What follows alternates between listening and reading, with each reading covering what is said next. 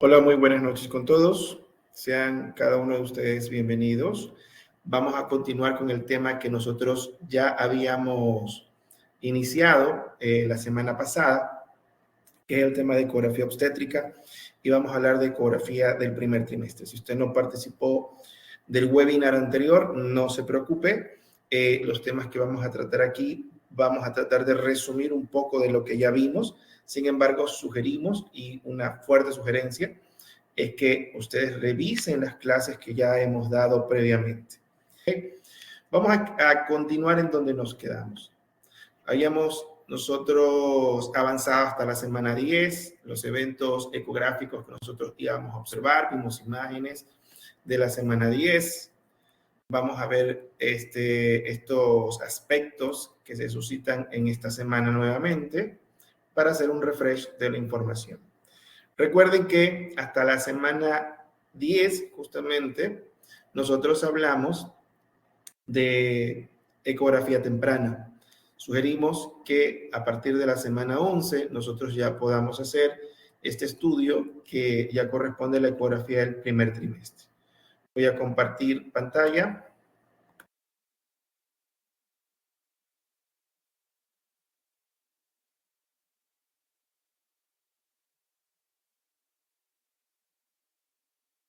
En teoría ya deberíamos estar viendo lo que se presenta en pantalla sin ningún problema. ¿Ok? Perfecto. Listo. Entonces decíamos nosotros que en la semana 10, ¿qué aspectos debemos tener en cuenta? La longitud cráneo-nalgas, volvemos a repetir estas siglas que tenemos en pantalla que dice LSN, hace referencia a la longitud cráneo-nalgas, pero que ustedes lo pueden encontrar en la bibliografía con longitud cráneo-rabadilla, LCR, o longitud cráneo-caudal, LCC, ¿ok? El tema de longitud cráneo-rabadilla se evita usar porque las siglas LCR pues, pueden confundirse con líquido cefalorraquídeo. Algunos autores indican aquello, por eso prefieren utilizar longitud cráneo-caudal o longitud cráneo-nalgas. Indiferentemente de la denominación, en la semana 10 nosotros debemos tener en cuenta que el embrión, también volvemos a recordar que para fines prácticos hemos definido para ecografía que antes de la semana 11 o hasta la semana, antes de la semana 11 vamos a definirlo como embrión. Después de la semana 11 va a ser feto. Sabemos que hablamos de los distintos libros de embriología, cómo lo denominan o hasta qué semana consideran embrión, pero nosotros para fines prácticos y para diferenciar embarazo en embarazo temprano y ecografía del primer trimestre, nuestro punto de corte será la semana 11. ¿Ok? Entonces, en esta etapa, en la semana 10, el embrión va a tener una longitud de 37 a 39 milímetros, o lo que es igual 3.7 a 3.9 centímetros. Me preguntaban la semana pasada, ¿cuál de las dos opciones utilizo? Milímetros, centímetros. Eso va a depender de cómo determinen los parámetros de nuestro equipo, aunque por lo general hay equipos que pueden contar con estas dos unidades de medida de manera distinta. Sin embargo, sugiero que utilicemos los valores en milímetros para hacer unos cálculos más exactos. La frecuencia cardíaca fetal, ¿ok? Los latidos cardíacos fetales, aunque estamos hablando de embrión, la embriocardia específicamente, va a oscilar en un valor entre 170 a 175 latidos por minuto. Una característica morfológica importante que la podemos observar en la imagen es que la cabeza del embrión ocupa prácticamente la mitad del tamaño de todo el embrión. Entonces, es una de las características morfológicas que nosotros podemos determinar aquí. Voy a cerrar mi cámara para evitar uso de ancho de banda. Y lo otro es que para que ustedes puedan ver la pantalla completa. Entonces, si quieren también pueden colapsar el panel lateral de su pantalla y tienen ustedes un panel lateral. Tienen un monito, un muñequito con una flecha. Lo pueden presionar y ahí se colapsa toda la información y ustedes pueden ver solamente la presentación. Entonces, les indicaba que la cabeza ocupa la mitad del tamaño del embrión. Ya por ecografía no, pero ya las manos y los pies se individualizan, ya se ven los brotes de las uñas, dice acá, pero en realidad ya podemos nosotros distinguir algunos de los dedos. Contarlos, pues no, pero sí diferenciarlos. Si contamos con ecografía tridimensional, tal vez sí podamos nosotros diferenciar los dedos, pero si no, con ecografía bidimensional no se va a poder. Se visualiza en el 70-80% de los casos el estómago. No es que el estómago no está formado, lo que nosotros observamos es la cámara gástrica, ¿ok? Observamos esta cámara gástrica que se empieza a llenar de líquido ya esta semana. El embrión empieza a ingerir este líquido amniótico, y este líquido amniótico, que es deglutido, empieza a ocupar el espacio en la cámara gástrica y forma una cavidad anecogénica. Recordemos que todo lo que sea líquido va a verse en ecografía de color negro. Y lo que es negro, nosotros lo denominamos como anecogénico o anecoico. Entonces, en este caso, lo que vamos a observar es que este líquido ingerido, que justamente se corresponde con este líquido amniótico, este líquido que ha sido ingerido, este líquido amniótico va a ocupar la cavidad gástrica y va a verse como una cavidad, una zona anecogénica. Ojo, es cámara gástrica, no burbuja gástrica. ¿Por qué no es lo mismo decir cámara gástrica que burbuja gástrica? La burbuja gástrica es en rayos X. Cuando hacemos radiografía estándar de tórax, podemos ver una zona radiolúcida por debajo del diafragma, que corresponde justamente con el aire que está ocupando el estómago. Entonces, a ese aire se le llama burbuja gástrica. Y burbuja, ¿por qué? Porque está lleno de aire justamente. Sin embargo, acá no está lleno de aire, ¿ok? Fuese un trastorno de carácter patológico, y no he visto esos casos, en realidad no hay aire dentro del embrión, pero la cavidad que está ahí está llena de líquido, de este líquido amniótico que ha sido ingerido, por ende hablamos nosotros de cámara gástrica. Me fui un poquito más allá en el tema, pero para poderlo aclarar, porque sí me ha tocado muchas veces ver reportes donde dice burbuja gástrica, y eso es un error de interpretación. Da a entender que la persona no tiene el conocimiento en función para poder diferenciar el concepto del otro. Bueno, veamos cómo se ve a la 10ª semana un embrión. Esto es una ecografía de un bebé de 10 semanas. Ok, miren, podemos diferenciar la cabeza, que justamente ocupa casi la mitad de todo el cuerpo. Vemos que el embrión realiza una serie de movimientos, son movimientos involuntarios, recordemos, no son movimientos voluntarios. Ok, y un tema muy importante es que también podemos observar aquí justamente la embriocardia. Ya se distinguen con facilidad las extremidades, y miren, los dedos también se pueden de alguna u otra manera observar, pero no diferenciar, que es muy diferente. ¿Ok? Continuamos. Otro embarazo de 10 semanas. Aquí vemos la vesícula vitelina nuevamente, el saco amniótico, el saco gestacional como tal. ¿Y qué es lo que han hecho aquí? Hacen una medición, vean, una medición están haciendo de la vesícula vitelina, y lo que hace posteriormente es determinar el percentil al cual pertenece el tamaño de esta vesícula vitelina, en donde se encuentra en función de su diámetro. Entonces tenemos dos ejes. Por un lado, el diámetro de la vesícula vitelina, ¿ok? En relación,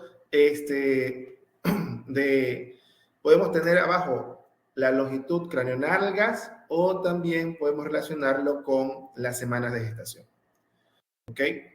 Y esto, bueno, aquí ya vemos cortes en distintos planos del embrión y tenemos aquí un corte, un plano sagital, donde se puede hacer una medición longitud cráneo, rabadilla, cráneo nalgas, cráneo caudal, como ustedes lo quieran mencionar.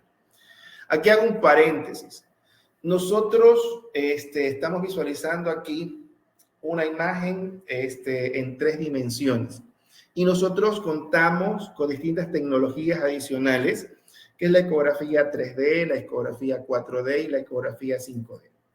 ¿Cuál es la diferencia en cada uno de estas presentaciones ecográficas? Vamos con la ecografía bidimensional.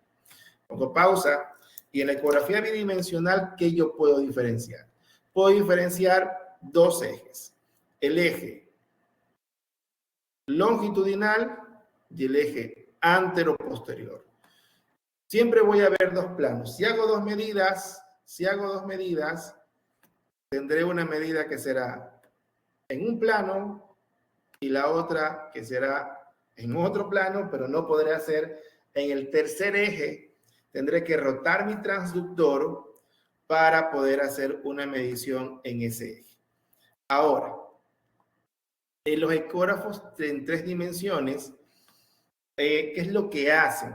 Lo que hacen es, lo pueden hacer a través de un transductor convexo o transductores especiales, que son los transductores volumétricos, hacer un escaneo. Los transductores convexos normales solamente tienen la capacidad de hacer ecografía en 3D. ¿Y qué es la ecografía en 3D?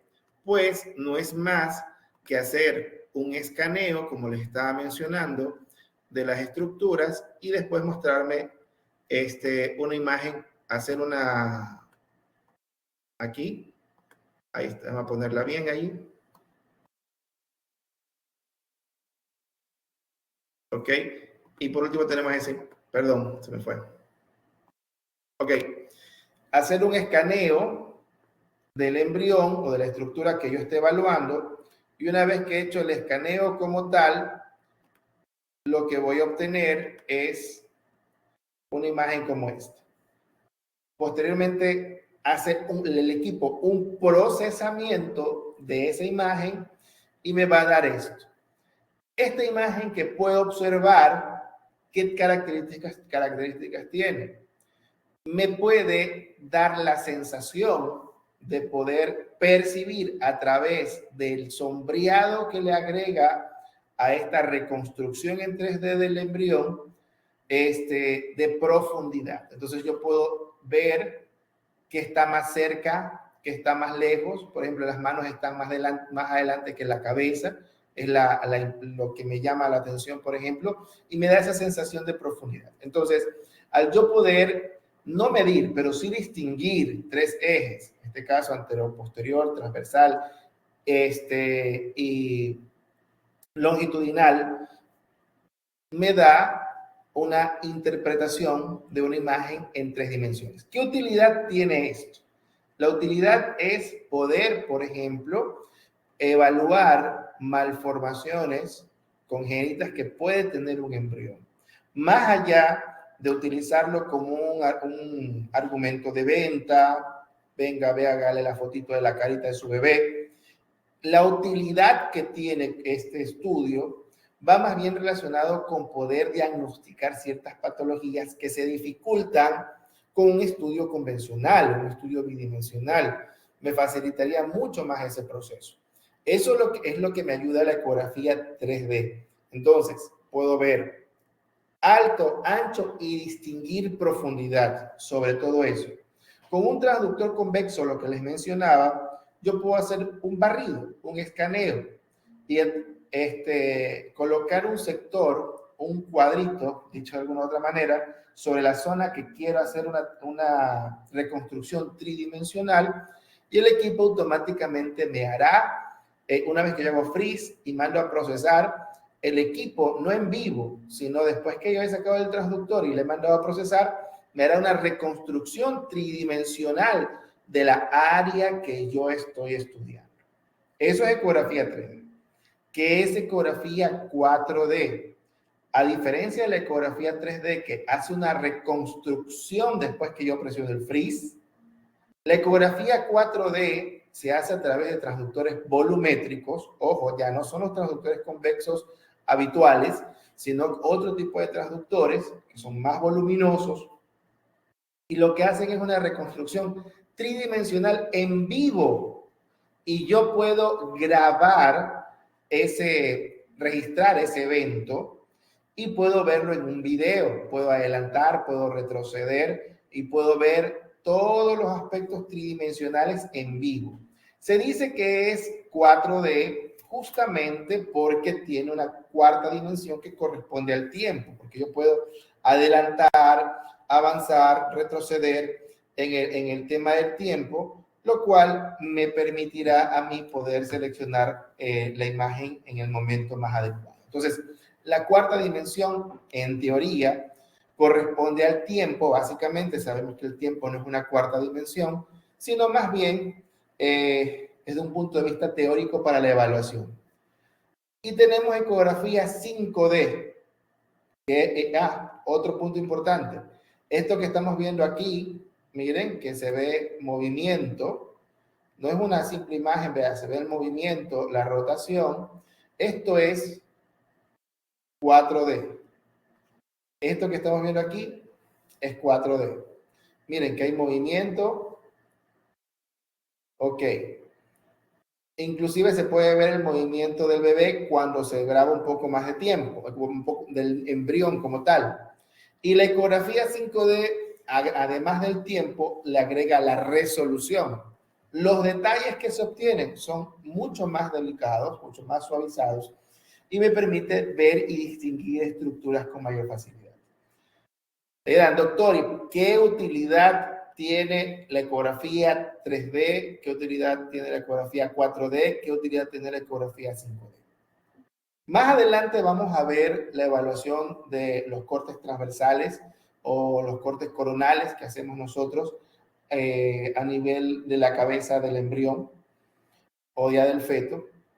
Y vamos a evaluar ciertas estructuras que deben de ser medidas, que los ventrículos laterales, que el glomus, que el cavus septum pellucidum, que el fornix, que debo de medir también la cisterna magna, una serie de estructuras que yo debo de medir, que cuando se hace una reconstrucción tridimensional o en los equipos están calibrados para detectar el corte en el punto donde yo lo necesito y hacer mediciones automáticas que me evitan a mí el esfuerzo de buscar la imagen correcta, sino más bien que al hacer un barrido sobre la cabeza del bebé, del embrión o del feto, automáticamente, al hacer una reconstrucción en 3D, me da los 3 cortes que yo necesito de la cabeza y me los entrega ya con las mediciones correspondientes.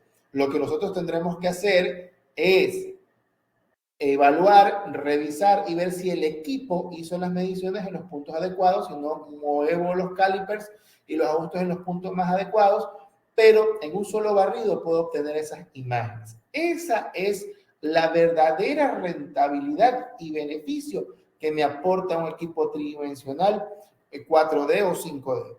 Más allá de hacer una reconstrucción de la carita que le hago después, yo la imprimo en 3D, es poder utilizarlo para hacer mediciones más adecuadas y poder hacer un diagnóstico oportuno de aneuploideas. ¿Ok? Entonces, he hecho aquí un pequeño paréntesis, aprovechando la imagen que tenemos aquí, para poder dar una breve explicación de la diferencia entre imagen bidimensional, que es lo que comúnmente vemos, imagen en 3 dimensiones, imagen en 4 dimensiones y en 5 dimensiones y su verdadera utilidad. ¿Ok?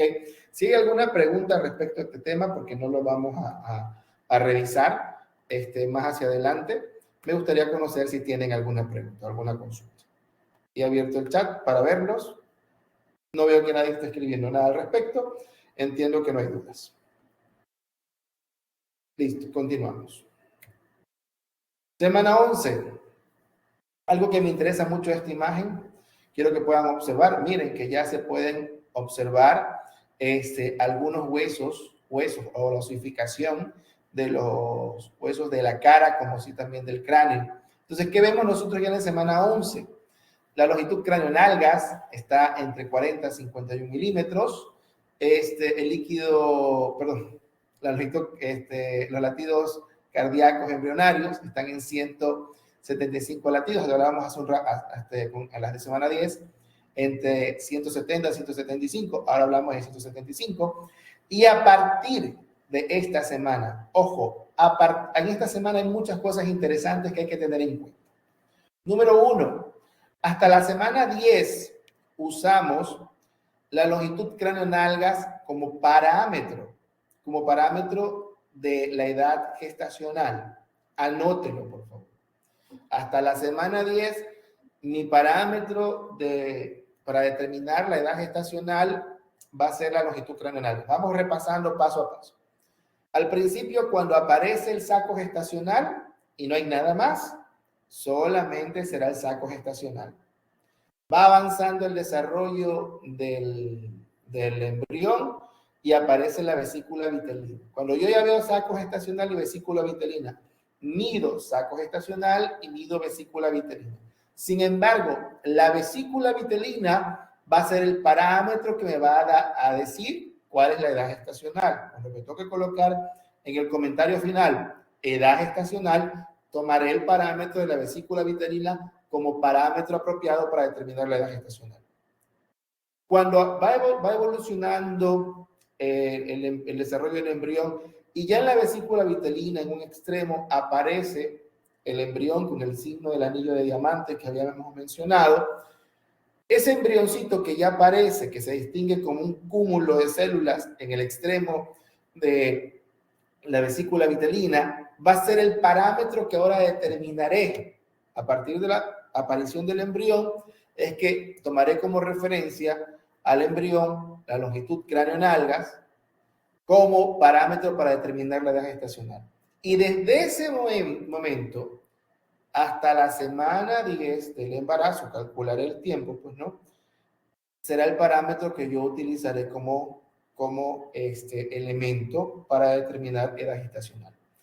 Si yo tengo un feto y lo mido y me da una edad gestacional superior a 10, ya no será este parámetro el que yo determinaré. Si mido longitud cráneo-nalgas y la semana de gestación está por encima de la semana 10, semana 11 un día, 11 2 días, 12 semanas, será los parámetros de diámetro biparietal, circunferencia abdominal, longitud del fémur, los que me determinarán la circunferencia craneal, los que me determinarán la edad gestacional. Repito, a partir de que yo mido, voy a poner aquí un ejemplo. Mido aquí, pongo mi caliper acá, pongo mi caliper acá, y me da una medida y me dice, tiene 11 semanas. Listo. Ya este parámetro no me sirve. ¿Cuál usaré?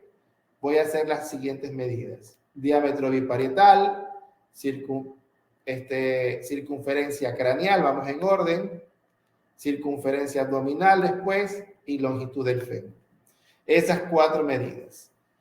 Con esas 4 medidas se hace un cálculo. El cálculo es complejo, por eso prefiero indicarles que usen el parámetro que me determina el equipo.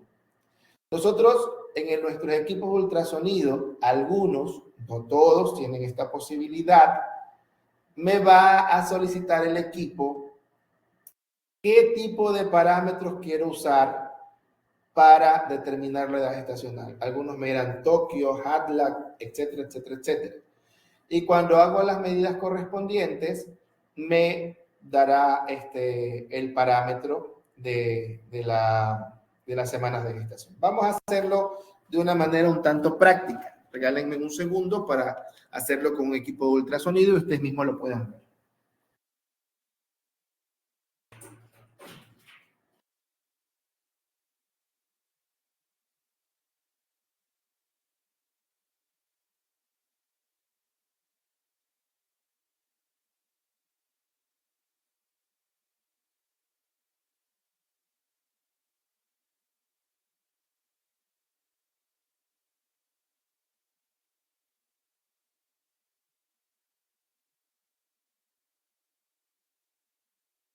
Lo que vamos a hacer es a conectar a la pantalla un equipo ultrasonido para que ustedes mismos puedan ver dichos parámetros, ¿ok?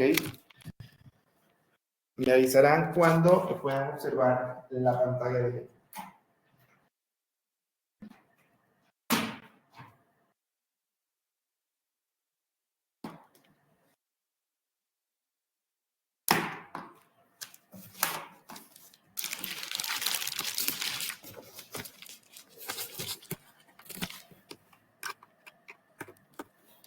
Ok, voy a salir un momento de la presentación.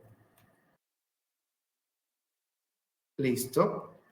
Y les voy a compartir pantalla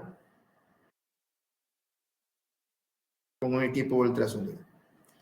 A ver.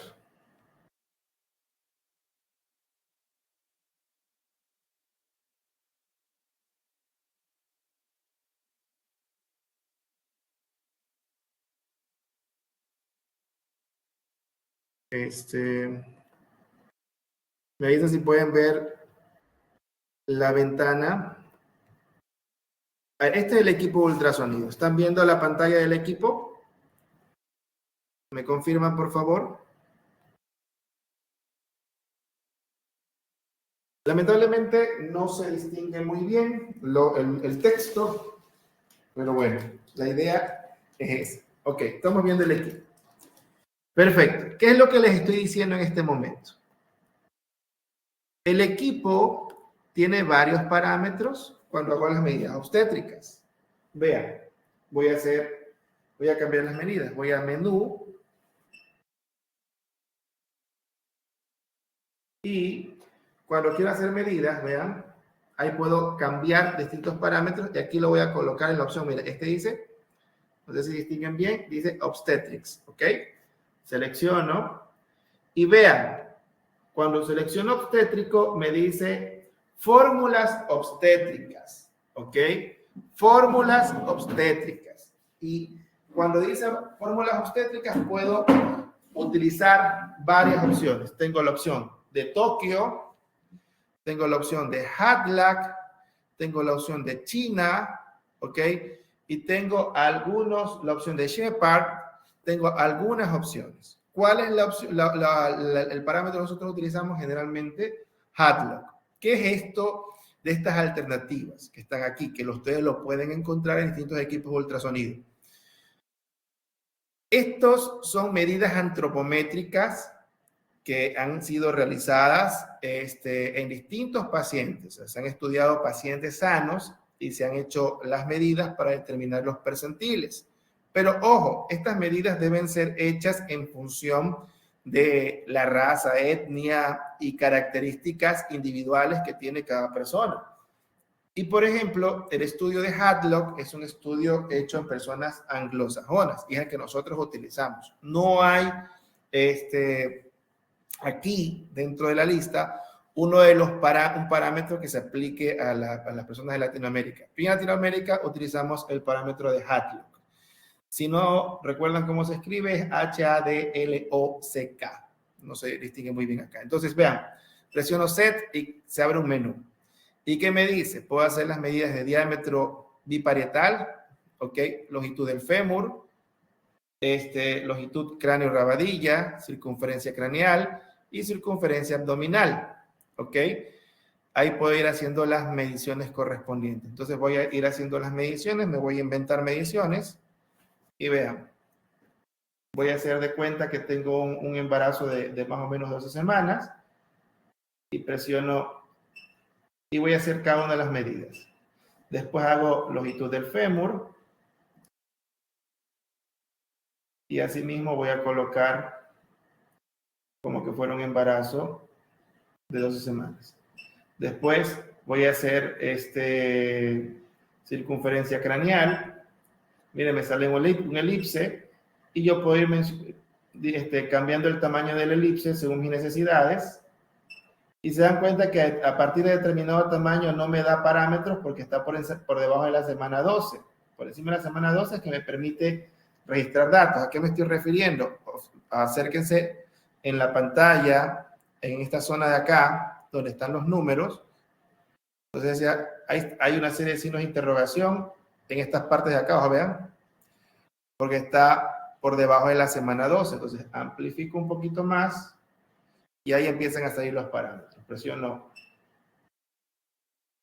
perdón, ya puse diámetro biparietal.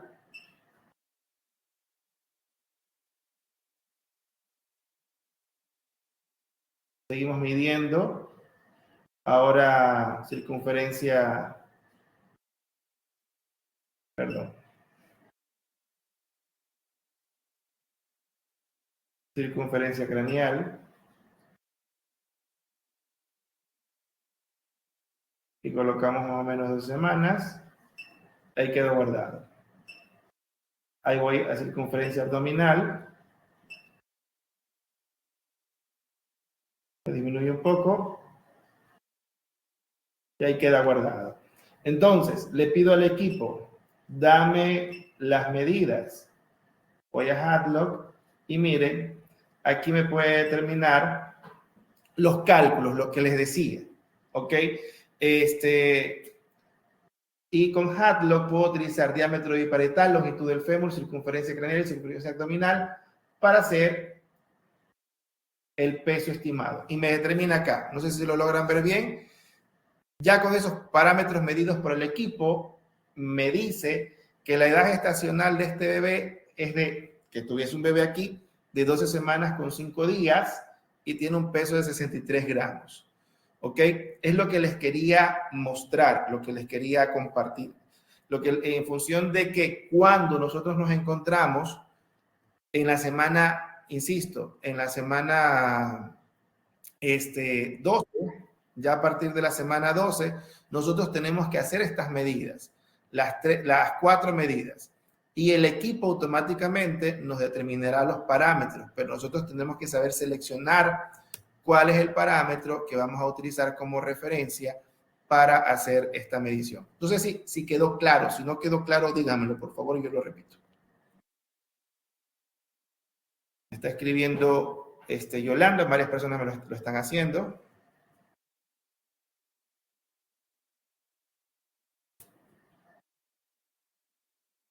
Ok, parece que sí quedó claro. Muy bien, entonces continuamos. Entonces, la idea aquí...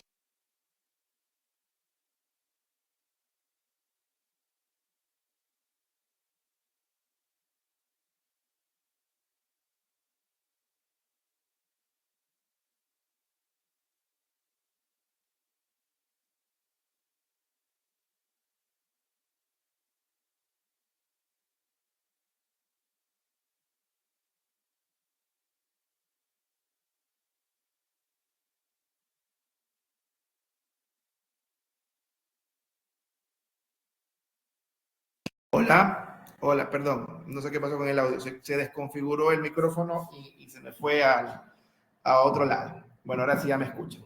Perfecto. Lo que les estaba diciendo era que lo importante es que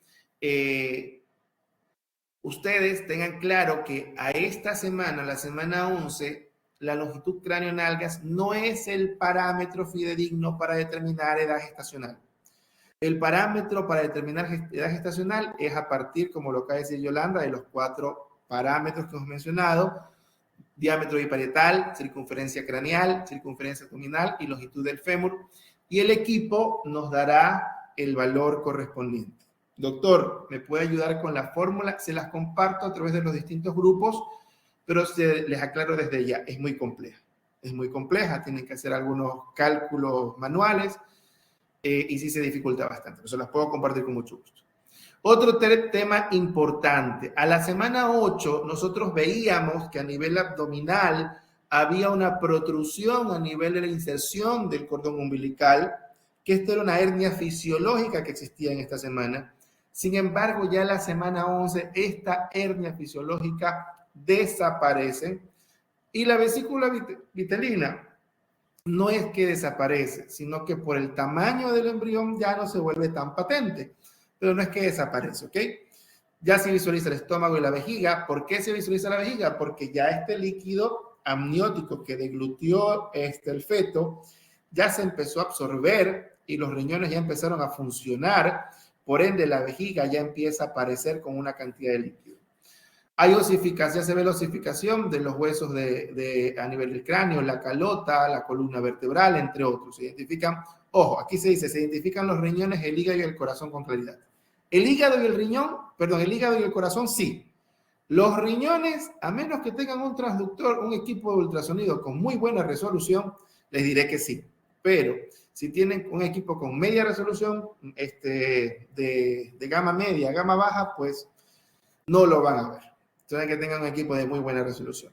Y en esta semana es la ideal para ver translucencia nucal y gap nasal, el triángulo retronasal, que ya lo vamos a observar. Veamos primero este video de semana 11. Entonces aquí vemos ya la semana 11. Miren cómo ya los huesos del cráneo, de la cara principalmente se distinguen, ¿vea? Y el hueso frontal, aquí vemos el tubérculo genital. Aquí hacen una medición del tubérculo genital. Vamos a hablar un poco acerca de esto. ¿Qué es esto del tubérculo genital? Ojo, podemos, en función de la proyección que tenga el tubérculo genital en relación a la columna vertebral, no determinar con certeza, pero sí tal vez intuir el sexo de ese feto. ¿Qué es lo que sucede? Que cuando entre el tubérculo genital y la columna vertebral hay un ángulo mayor a 30 grados, mido el ángulo, o sea, hago una línea que atraviese el tubérculo genital y otra línea que vaya atravesando la columna vertebral, y este ángulo lo mido, y este ángulo es igual o superior a los 30 grados, puedo intuir que sea un producto masculino. En cambio, si yo mido y el ángulo es menor a los 30 grados, en este caso están paralelos, el ángulo es 0, es más probable que sea femenino. Algo importante a resaltar respecto al tubérculo genital, no recomiendo que lo estén buscando para determinar el sexo porque es poco fiable. Es muy poco fiable. Y otro aspecto también importante respecto al tubérculo genital es que la fiabilidad se reduce más cuando detectamos un sexo femenino. En el sexo más, cuando yo detecto un sexo masculino, es mucho más probable que sí sea sexo masculino. Pero si es sexo femenino, no me da tanta certeza, ¿ok? Existe el mayor margen de error mayor en determinación de sexo femenino que en sexo masculino. Si el ángulo es mayor a 30 grados, sí existe una probabilidad alta que sí lo sea. ¿Ok? Entonces queda claro lo que es el tubérculo genital. Simplemente lo pongo sobre la mesa para que ustedes lo tengan en consideración. Continuamos, semana 11. Y resumen. Nosotros tenemos que definir en nuestra ecografía de embarazo temprano, colocar al final, aparte de las semanas de gestación, es si hay un embarazo o no hay un embarazo. Importante. Si hay o no hay un embarazo. Entonces, ¿qué colocaré? Si yo hago una ecografía y solamente veo un saco gestacional, embarazo de viabilidad incierta, será lo que colocaré en conclusión. Conclusión, embarazo de viabilidad incierta. ¿Por qué viabilidad incierta? Porque no sé si eso será un embarazo o no será un embarazo, estará con un producto a término, no lo habrá. Simplemente sé que hay un saco gestacional y sabemos que hay embarazos donde solamente se desarrolla el saco gestacional y no se desarrolla el embrión. Entonces no podemos decir, señora, usted tiene un embarazo viable en este momento. Si hay un saco gestacional ya y hay también saco vitelino, digo lo mismo, embarazo de viabilidad incierta. Hay saco gestacional, saco vitelino y embrión, sigue siendo lo mismo, embarazo de viabilidad incierta. Cuando yo ya hablo de embarazo viable, cuando hay estos 4 elementos importantes, saco gestacional, saco vitelino, embrión, y ese embrión tiene una fetocardia, perdón, una embriocardia. Ese embrión tiene una embriocardia. Ya hay latidos ahí dentro de ese corazón. Entonces, ahí sí puedo decir que hay un embarazo viable. Ahí recién lo puedo mencionar. También importante, veo un embarazo donde hay un saco gestacional mayor a 25 milímetros y no hay un embrión en su interior. Yo ya con eso sentencio, embarazo no viable. ¿Ok? Embarazo no viable. Entonces ya hay que interrumpir el desarrollo de ese embarazo porque ahí hay un embarazo que no va a desarrollar ningún embrión. Esto es por ecografía transvaginal. Ojo. Saco gestacional mayor a 25 milímetros sin embrión, embarazo no viable.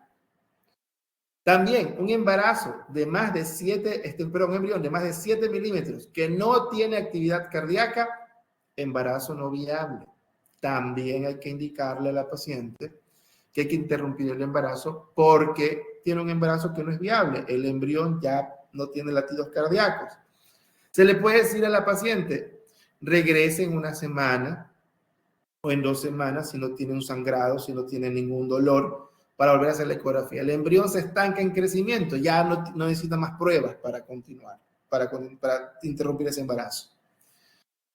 Y si yo veo el útero vacío, la paciente viene y me muestra una beta-HCG que se ha realizado y la beta-HCG está positiva, y yo hago la ecografía y no encuentro el embarazo. Esto es lo que se conoce como PUL.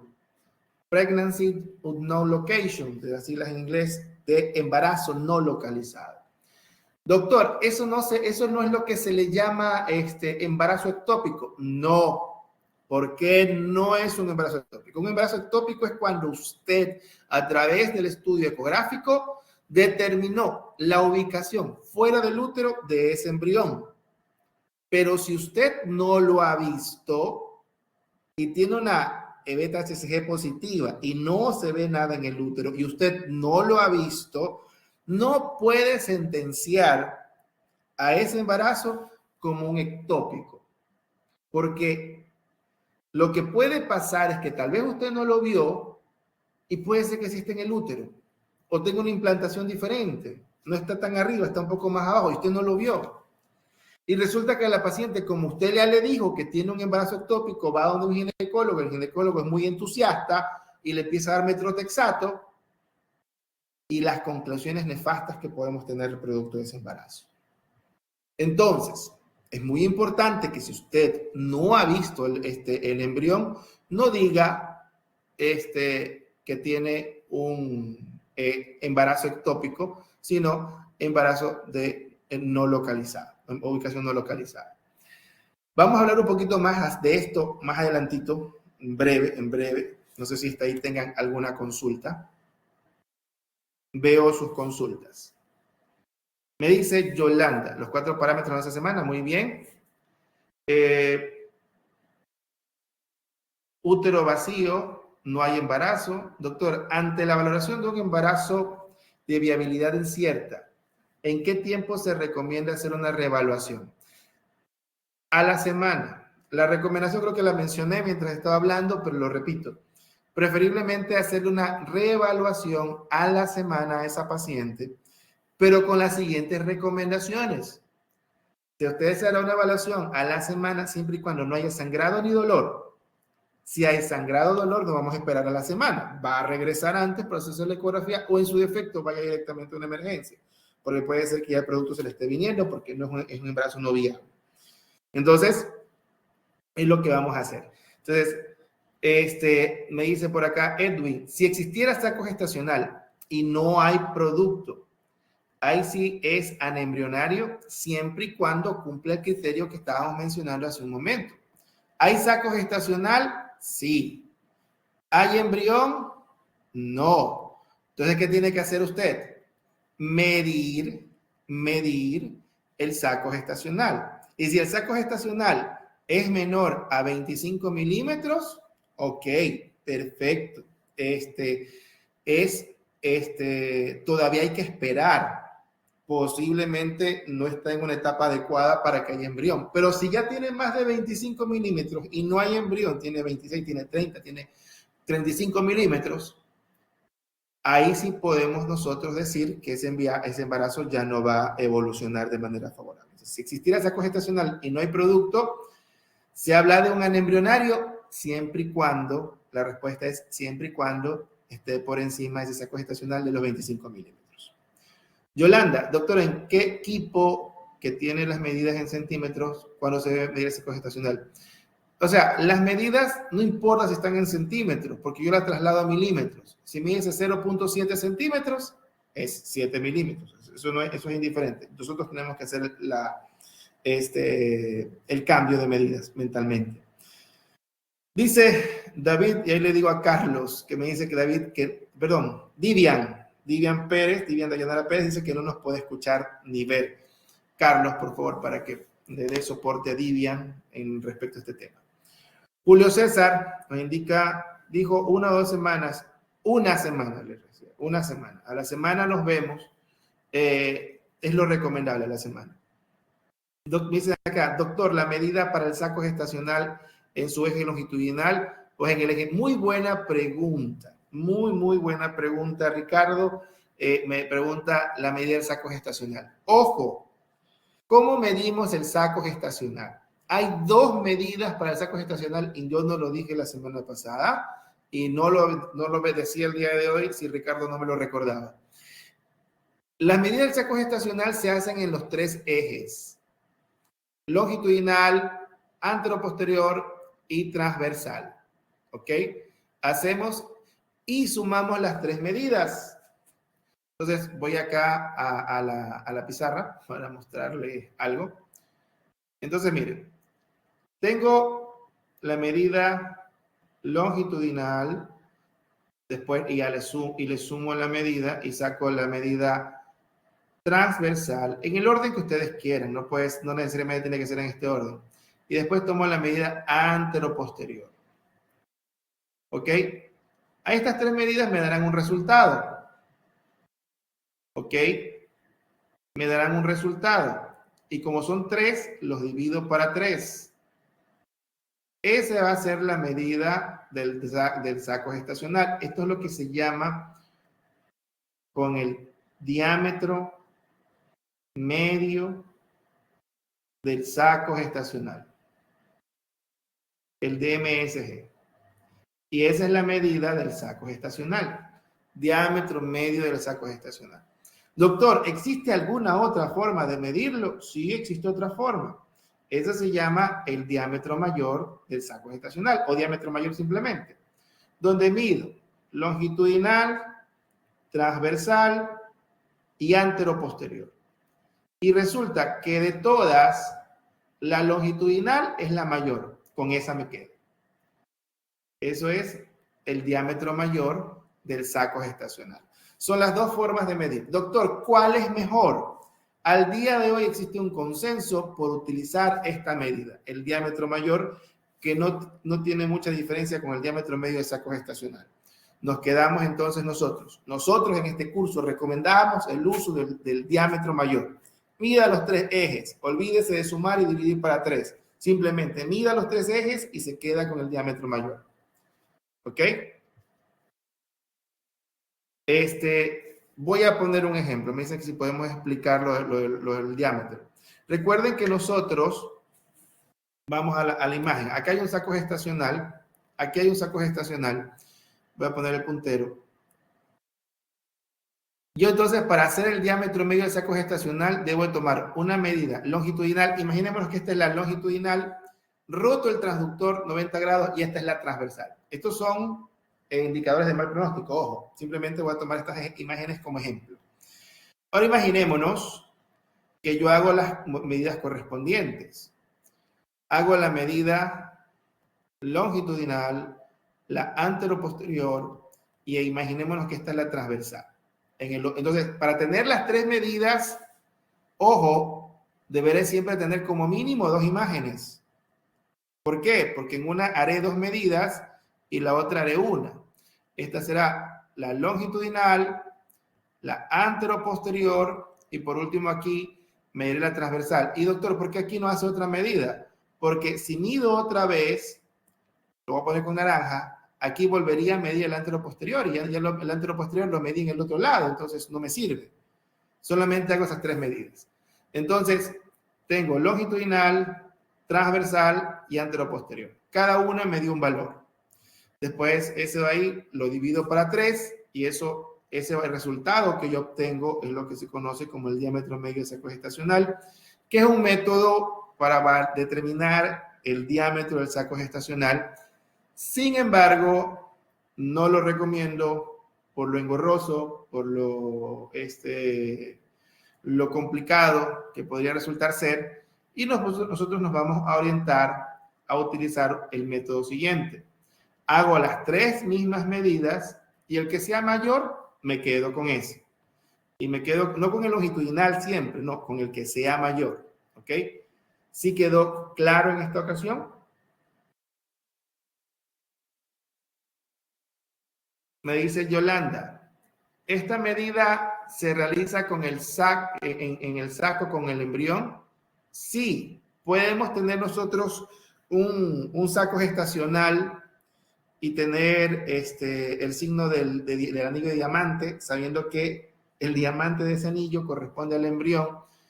Puedo hacer las medidas simplemente para saber si estas medidas están de acuerdo a lo normal, pero ya no me sirve para estimar la edad gestacional. Estoy siendo claro, la edad gestacional, ahí cuando está el embrión, se determina con la longitud cráneo-rabadilla. ¿Ok? Ok, perfecto. Continuamos entonces. Ahora tenemos los signos, los indicadores de mal pronóstico. Respecto al saco gestacional. ¿Cuál es un indicador de mal pronóstico respecto al saco gestacional? Si ustedes hacen una ecografía y en esa ecografía encuentran una implantación baja, generalmente se encuentra en el fondo, pero ve un saco gestacional de implantación baja, eso es un signo de mal pronóstico. ¿Por qué? Probablemente ese embrión se va a perder porque va a ir creciendo y al momento de ir creciendo, ¿qué es lo que va a hacer? Puede abrir el canal cervical y se pierde el bebé. Entonces es por eso que un saco gestacional de implantación baja es un signo de mal pronóstico. Siempre va a pasar esto en la gran mayoría de casos. ¿Ok? Se han visto casos que no, yo no los he visto, pero sí hay reportados. Saco gestacional de contornos irregulares. Recuerden que cuando nosotros hablábamos del saco gestacional, tiene que tener una forma circular, una forma ovoide a lo mucho, pero si tiene una forma irregular como esta, eso es un signo también de mal pronóstico por un desarrollo inadecuado. ¿Ok? Saco vitelino. 2 parámetros a tener en cuenta.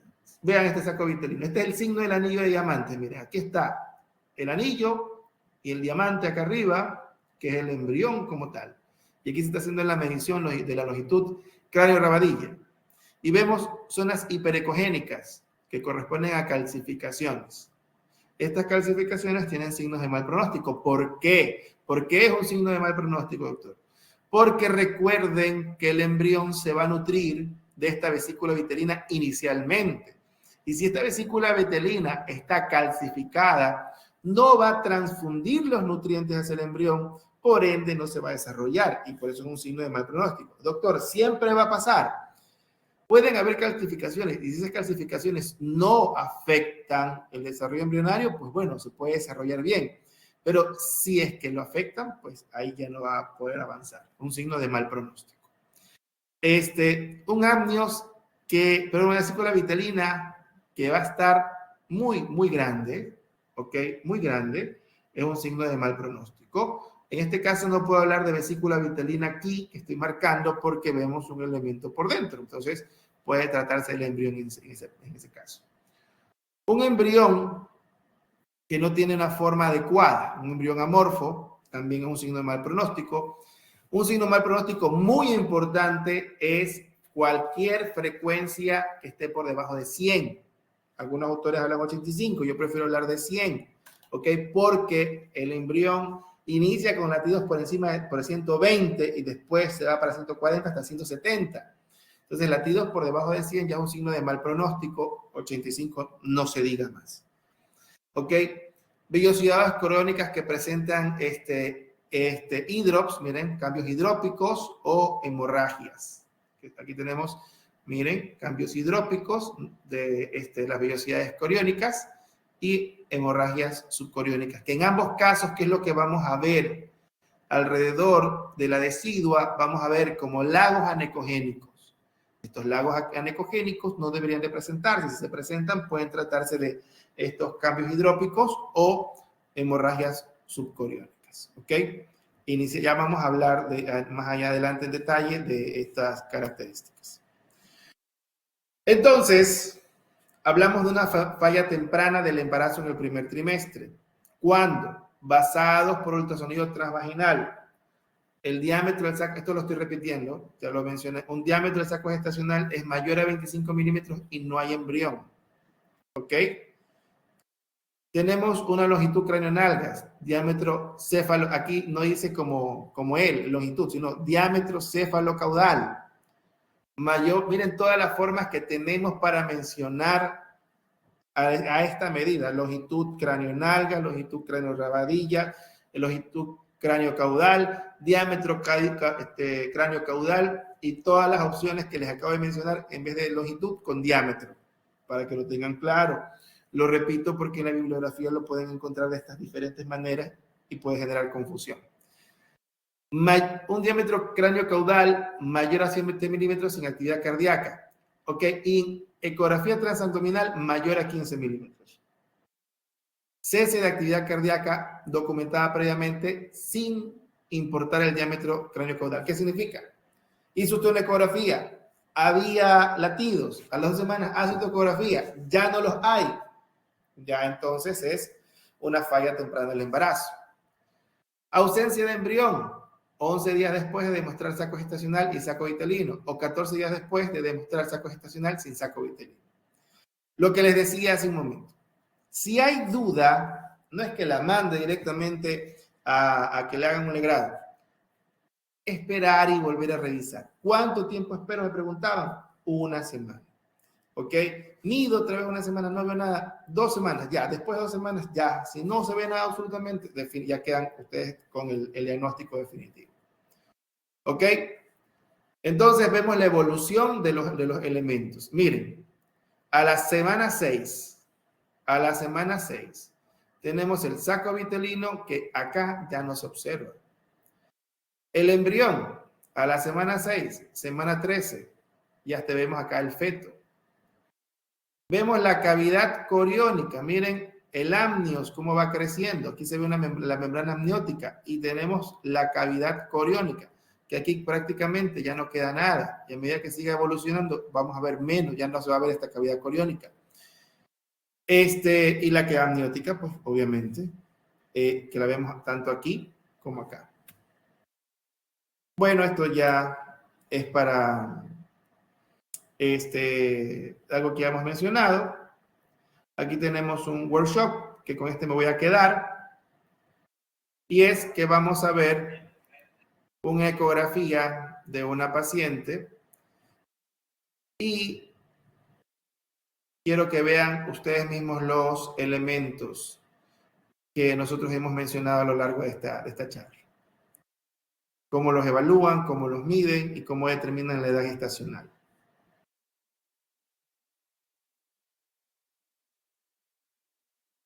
Ecografía transvaginal.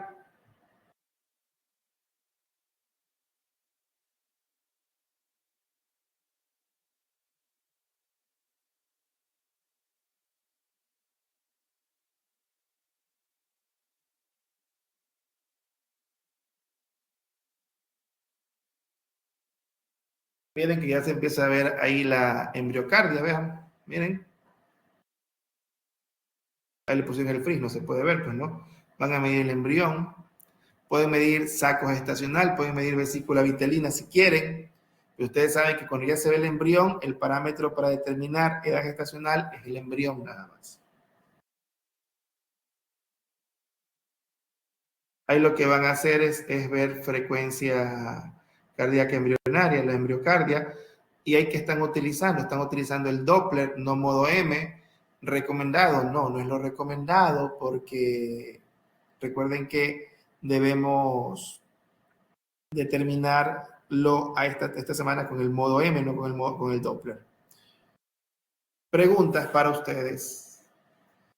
¿Esto es un embarazo viable o un embarazo no viable?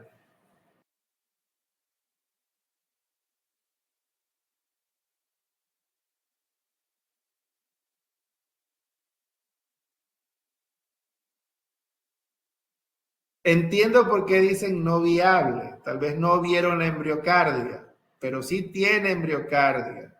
Vamos a repasar nuevamente. Vamos a repasar. Vean. Hay saco gestacional, hay vesícula vitelina. Saco gestacional, vesícula vitelina, hay embrión, 3 elementos. Faltan, bien, esta es la embriocardia. ¿Sí vieron? Vamos, rapidito. ¿Sí ven ahí? ¿Sí ven cómo se mueve algo dentro del embrión? Retrocedemos. Fíjense, dentro del embrión, miren, ahí donde está el dedito. Ahí se ve, ¿sí ven? Se ve la embriocardia. Entonces, sí hay embriocardia. El latido, sí, específicamente. Vemos la embriocardia, vemos el latido. Entonces, si están los 4 elementos, saco gestacional, vesícula vitelina, hay embrión, hay embriocardia antes de la semana 11, eso es un embarazo viable. ¿Ok? No olvidarlo. Estos puntos a los que he hecho y me he enfocado muchísimo a repetirlo y a insistir, es con el objetivo de que haya claridad y ustedes estos términos y estos datos se queden ustedes en sus mentes bien grabados, porque son los datos primordiales al momento de ustedes hacer una evaluación obstétrica. Antes de terminar, voy a avanzar con algo más. Espérense. Ok, no lo tengo acá. No sé, parece que no está en esta diapositiva. Voy a buscar en mis otras diapositivas porque yo tengo una tabla. Déjenme buscar. No me doy por vencido. Vemos en las otras diapositivas que tengo de esta misma clase.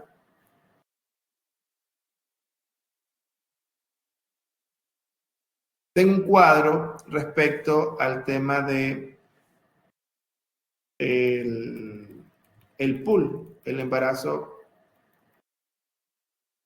de localización no conocida. Aquí está. Aquí está. Vamos a repasar esto para terminar. Y perdón lo insistente, pero son temas muy, muy importantes. A ver, ¿qué es un embarazo viable? Debe haber saco gestacional, embrión y embriocardia, y vesícula vitelina dependiendo de la semana. ¿Qué es un embarazo viable? Si por longitud cráneo-caudal a esta edad cuando vemos el embrión, podemos la edad por la longitud cráneo-caudal. Todo embrión mayor a 7 milímetros debe tener embriocardia. Regla de oro. Todo embrión mayor a 7 milímetros debe tener embriocardia por ecografía transvaginal. El signo más temprano de embarazo es el signo del anillo de diamante, pero no embarazo viable. Ojo. Yo ya puedo decir, hay un embarazo, pero incierto, ¿no? No embarazo viable. Si ya le veo una embriocardia, ya es embarazo viable. Embarazo no viable. Cuando el saco gestacional es mayor a 25 milímetros y no tiene embrión. Saco gestacional con embrión de más de 7 milímetros sin embriocardia. ¿Qué se hace? Evaluar el embrión en 1 y 2 semanas para ver si hay embriocardia. Y ausencia de embrión después de 11 días de haber aparecido el saco vitelino. Eso es embarazo no viable. Embarazo de viabilidad incierta. Cuando se observan estructuras ovulares, pero no se puede confirmar el embarazo. Por ejemplo, se ve el saco gestacional y vesícula vitelina. No sé, eso es un embarazo de viabilidad incierta. O sea, hay saco gestacional, sí, hay vesícula vitelina, pero no hay embrión con su embriocardia. Vemos saco vitelino, vesícula vitelina sin embrión. Perfecto. no puedo decir que hay un embarazo, pero no puedo decir que hay un embarazo ni tampoco decir si es viable. Viabilidad incierta. Se ve saco gestacional, vesícula vitelina, embrión, pero sin embriocardia. Miren algunos, que lo más importante es la embriocardia, ¿no? Que todos los elementos estén presentes. Sin embriocardia, embarazo de viabilidad incierta. Importante, ya lo dije, el embrión crece 1 milímetro por semana, al igual que lo hace el saco gestacional. Y no solicitar beta-HCG, pues los hallazgos dependen del ultrasonido. Es decir, usted ve restos ovulares, no restos, ve estructuras ovulares, Quiero confirmar si hay un embarazo, hagámosles beta-HCG. No, cuando ya usted ve estructuras ovulares, la evolución se hace a través de ultrasonido. Pare de contar. Hágale ecografía después de una semana o después de otra semana más. ¿Qué es un embarazo de localización no conocida o PUL? ¿Qué es PUL? Sus siglas en inglés, Pregnancy of No Location, pero en inglés no es tan bueno. El seguimiento de estas pacientes no es por ecografía, es por beta-HCG. ¿Ok? Cuando ustedes hacen una ecografía, la paciente trae una beta-HCG positiva, no es que díganle, venga después de una semana para ver si se ve el embrión y en función de eso decirle si tiene un embarazo ectópico. No, aquí en estos casos se lo hace a través de beta-HCG. ¿Ok? Se clasifican en PUL verdadero, con sospecha de ectópico, con sospecha de embarazo intrauterino, con sospecha de pérdida gestacional, fallido, persistente. Vamos a ver estas variables. Vamos a ver principalmente 3. Entonces, un embarazo de localización no conocida. ¿Qué es lo que vamos a hacer? Vamos a hacer una beta-HCG ya no una vez cada semana, sino una vez cada 48 horas. Beta-HCG cada 48 horas. Nota importante, la paciente debe ser asintomática. ¿Qué quiere decir? Que no tenga dolor y no tenga sangrados. Si tiene dolor y sangrados, importante. Si la paciente tiene dolor o si se presenta hemodinámicamente inestable, es candidata para el quirófano. Entonces, mándela directamente a la emergencia. Dígale, mire, no se ve su embrión en la ecografía transvaginal que se realizó. Tiene que ser transvaginal, ojo, no va a ser abdominal nada más. Transvaginal no se ve el embrión, pero usted tiene una beta-HCG positiva, hágase una en 48 horas. Si usted no siente dolor, no tiene sangrado, no se siente mareada, no siente que se desmaya, no se siente, tiene que estar, porque puede haber una pérdida de sangre a nivel de la cavidad abdominal y no va a haber hemorragia. Entonces debe estar hemodinámicamente estable, se le da todos los signos. Si usted no se siente mal, en 48 horas se hace la beta-HCG. Si se siente bien, regrese en 48 horas para verle esa beta-HCG. Paciente asintomático, ese es el que nosotros tratamos, el que manejamos. ¿Ok? Entonces, si nosotros vemos que los niveles de la beta-HCG están por debajo al 15%, esto se llama PUL fallido. O sea, un embarazo que no pudo implantarse en ningún lugar, entonces va a ir regresionando. Se hace seguimiento con beta-HCG nada más hasta que ésta se negativice. Por otro lado, la beta-HCG con niveles por encima del 53%. Aquí hablamos de un embarazo temprano. Logró implantarse, donde se está implantando, logró implantarse. Entonces, le hacemos una beta-HCG después de 2 días y vemos si sigue desarrollándose, mejor hagámosle otra ecografía. Manejo expectante para ver si ya lo localizamos. Pero resulta que hay una meseta. Por eso decimos embarazo temprano, porque logró implantarse. Ahora, al punto medio, hay una meseta. ¿Qué significa? Ni hay descenso del 15%, ni hay un aumento del 56%, 53%. Ninguno ni el otro. Entonces decimos PUL persistente. El PUL persistente es el que está relacionado con un embarazo ectópico. Entonces, este PUL persistente, el manejo es médico. Ahí en esos casos es que recién se indica el metrotexato. Entonces, un embarazo de localización no conocida se maneja con beta-HCG. Pero si vemos elementos ovulares a nivel uterino, pero decimos embarazo de viabilidad incierta, el seguimiento es por ecografía. Anteriormente, cuando se veía líquido libre en cavidad o el endometrio engrosado, se decía, es signo ecográfico de embarazo ectópico. Al día de hoy no se consideran como signos de embarazo ectópico el líquido libre en cavidad o el engrosamiento del endometrio. Ok, espero que el tema haya quedado claro respecto al pool. Igual lo voy a repetir la próxima semana. Al iniciar lo voy a repetir para que quede mucho más claro. Muchísimas gracias a cada uno de ustedes. Agradezco sus comentarios. Nos vemos la próxima semana para continuar con este tema.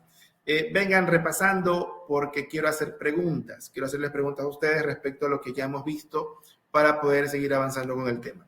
Para mí ha sido un gran placer estar con ustedes y cada uno de ustedes tengan una excelente noche. Pasen bien. Muchas gracias por conectarse.